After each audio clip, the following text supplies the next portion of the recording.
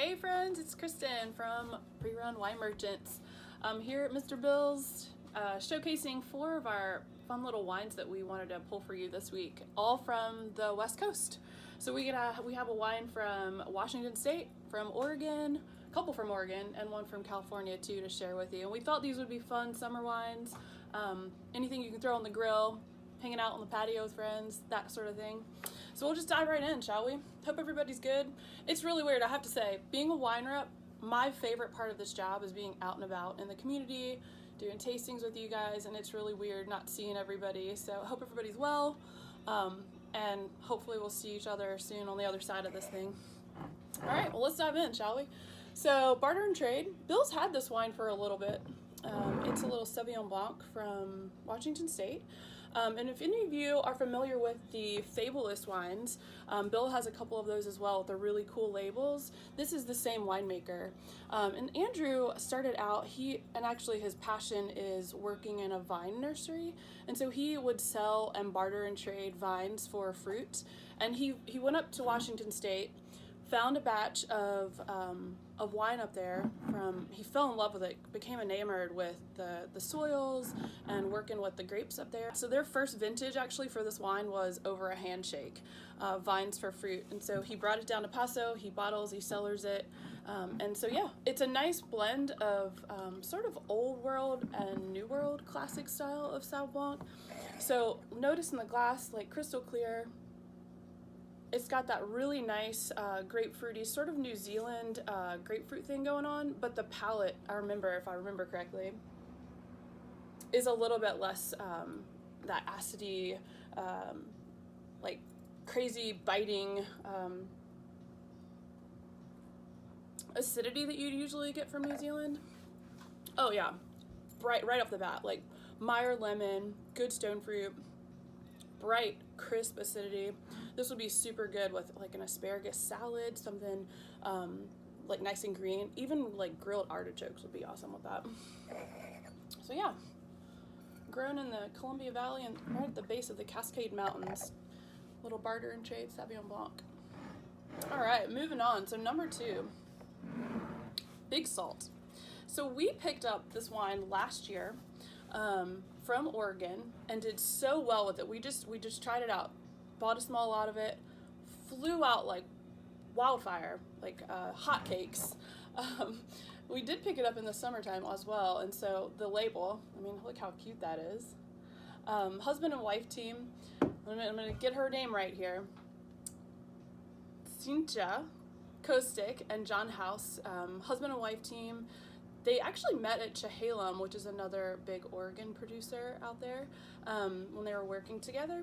And they decided they wanted to do mostly Riesling-based white blends and white wines. And so that they're all sustainably grown, they're all native ferments. They don't add any chemicals, any additives. Everything is natural in these wines, which is so cool. This little buddy is a blend of Riesling, Gewürztraminer, and a little Muscat. So Big Salt is what they say their tagline for this wine is they wanted to capture a day at the beach in a bottle. And so it's all sustainable, it's all sustainably grown, it's all organic fruit, just nice, clean, breezy, salty. He's got a little of that salinity from the influence of the Pacific. It's awesome. It's such a lovely wine, and we are doing so great with it, and I hope you'll like it too. I'm excited for Bill to try it. You hear that, Bill? But awesome, like really super aromatic on the nose. That great little Riesling thing comes through without the sweetness. And one thing, if you come and shop at Mr. Bill's, we've been trying to educate you for years on if you hear the word Riesling, don't be scared that it's going to be a sweet wine, because that's like the desert island wine of grapes. It can run the whole gamut of bone dry to super sweet, and this one is on the drier side. And when you smell it, it smells really floral and aromatic, but when you taste it, it has that salinity, like seashells, and a little bit floral. Again, anything on the grill, like fish, chicken, white meat, or I mean, sitting by the pool when you can do that again. So next up, if you guys know me, you know that I'm a big rosé nerd. Fossil Point Rosé is from the Central Coast AVA out in California. Nice little bottle, nice classic Provençal style rosé. It's not one of those big dark ones that you would typically find from Spain. It has that nice like pale pink color, and it's a blend of Grenache and Syrah, all hand harvested fruit, all sustainably farmed, and their vineyards are actually on some ancient seabeds, and so you're going to get a lot of those mineral characteristics that you would in some of the wines from the south of France as well. So done in stainless steel with a touch of neutral French oak, classic Provençal flavors as well, so that minerality comes through like I was talking about, but also nice strawberry notes, pomegranate, sort of passion fruity, tropical things going on in there as well. Great food wine. Actually, I had this wine last night with grilled pizza and it was phenomenal. Great with grilled veggies on the grill or nice salads, like fresh salads with maybe strawberries thrown in. That would be really nice. Yeah, I mean, delicious. It has great acidity too, which is really great when you're having it with food, and especially with something with a little fat, so it'd be good with some cheese too. All right, so moving on, last but not least, Eola Hills Pinot Noir. So Bill has carried this wine for quite a while too.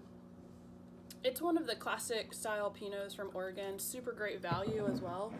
Tom Huggins, who was an agriculture insurance specialist out in Oregon in the 70s, found a piece of property that he thought would be good for grape growing and ended up convincing his friends and family members to help him invest in this property. So they threw all their savings into buying it. And now I think their first vintage was in the late 80s, and they made 1,500 cases. Now they're up to 80,000 cases on 35 acres. They're doing great wines, and they're classic. This is their sort of entry-level Pinot that they make, and perfect again for summer for grilling. It's lighter, as Pinot should be. It has those nice classic pomegranate, cherry notes going on. And Pinot too, since it's such a lighter style red, I always, if you don't have a fancy cellar or a wine fridge or something like that, pop it in your refrigerator for 5 to 10 minutes. Just get it down so it's a little bit cooler, especially if you're sitting out on a hot 80-degree day. You don't want really hot red wine, so and it'll be really nice with food too when you get it a little bit chilled. But great with barbecue, great with I mean, you could even do this with salmon, would be perfect. Because it's not too heavy. That's the great thing about Pinot. It's a great food wine. Really Burgundian in style too. Okay, so that wraps up our little tasting. Let me give you the pricing on these for today. So the barter and trade comes in at $15.99. The Big Salt White Blend out of Oregon is $21.99. The rosé, the Fossil Point Rosé, is $16.99, and the Eola Hills Pinot Noir is $19.99. So yeah, hope to see you guys soon. Stay well. Enjoy the weather outside and the sunshine, and we'll see you soon.